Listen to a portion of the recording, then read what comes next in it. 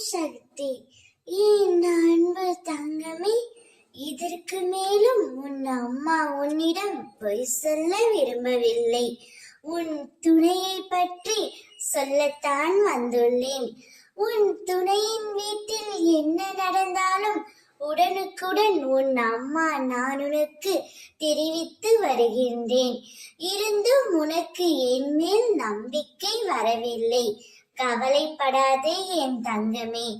நீ நினைக்கும் அளவிற்கு, பயப்படும் அளவிற்கு ஒரு விஷயம் கூட அங்கு நடக்கவில்லை.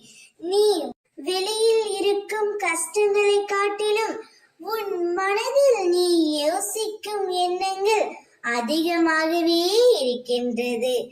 மற்றவர்களிடம் இருந்து எதையும் எதிர்பார்க்காதே. மற்றவர்களின் அன்பிற்காக ஏங்கி நிற்கின்றாய். கிடைக்காத அன்பையும் எதிர்பார்க்கின்றாய். உன்னுடைய சுயமரியாதை அந்த இடத்தில் பொதிந்து போவதை உன்னால் உணர முடியவில்லை. யார் உன்னுடன் இருக்கிறார்களோ இல்லையோ, உன் அம்மா நான் உன்னுடன் தான் இருக்கின்றேன்.